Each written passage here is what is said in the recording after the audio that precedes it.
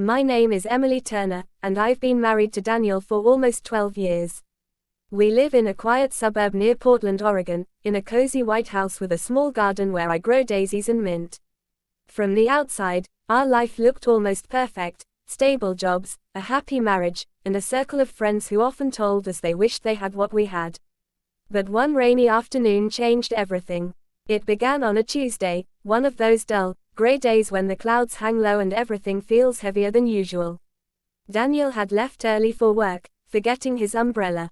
I went into his office to grab it, and while doing so, I noticed something strange: a locked drawer on the side of his desk that I had never paid attention to before. Daniel and I shared everything, or so I thought. We didn't have secrets. We'd always promised each other that honesty was the foundation of our marriage. But that drawer, it looked different. A small golden lock glinted faintly in the light, and something inside me, curiosity or maybe intuition, urged me to find out what was in there. At first, I hesitated. I even walked away. But then, I remembered how Daniel had been coming home later than usual, sometimes smelling faintly of cologne that wasn't his, and once, he had flinched when I mentioned the word trust. That drawer suddenly became a symbol of everything I didn't understand about my husband anymore. Later that afternoon, I found a small key on his nightstand, tucked behind a photo of us on our wedding day. My heart raced as I held it. I told myself I was just being paranoid, that I'd open the drawer, see something ordinary, and laugh at myself. But I was wrong. When I unlocked it, I found a stack of letters, neatly folded and tied with a faded blue ribbon. They looked old, carefully preserved. My fingers trembled as I picked one up and opened it. It wasn't from a stranger. It was from Lily, Daniel's first love from college. The first letter was dated 10 years ago, before our marriage. But as I flipped through them, the dates changed. They weren't old memories. Some were from last year. One was from just a few weeks ago. Each letter started the same way. Greater than, my dear Daniel, I hope you still think of me when the rain falls. My heart sank. But as I kept reading, I realized something unexpected. These letters weren't replies to Daniel. They were never sent to him. They were all written in Daniel's handwriting. He was the one writing to her. I dropped the letter, tears blurring my vision. For a moment, I couldn't breathe. Why would my husband write love letters to someone from his past? I sat there for what felt like hours, staring at the open drawer, the ribbon, the ink smudges, the heartbreak that had been hiding right beside me all this time. That night, I couldn't look at him the same. He came home, kissed my forehead like always, and asked how my day was. I wanted to scream, to ask why, but I couldn't. I needed to understand first.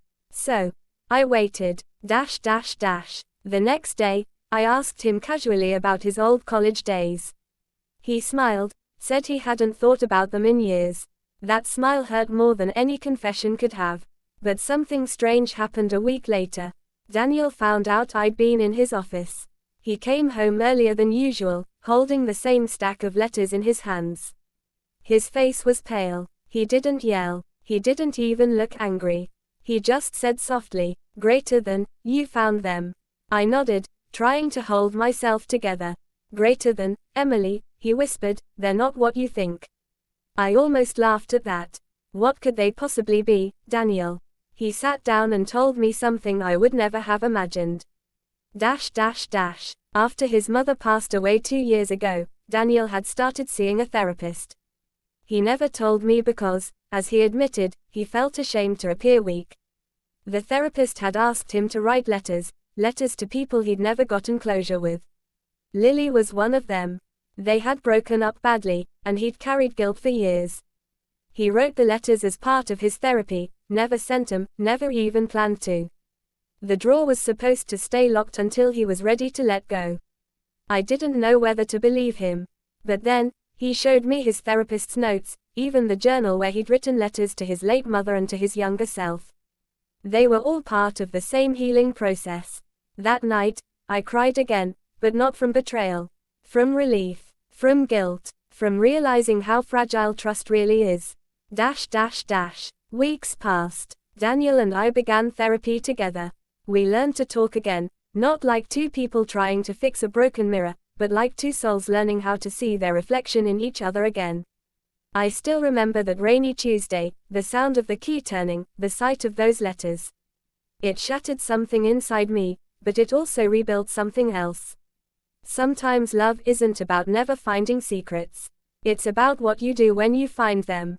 And now, every time it rains, Daniel and I sit by the window, holding hands, letting the sound remind us of how close we came to losing everything, and how hard we fought to keep it. Moral of the story: trust isn't about never doubting, it's about finding truth through compassion. Sometimes the things we fear most are not betrayals, but unspoken pain waiting to be understood.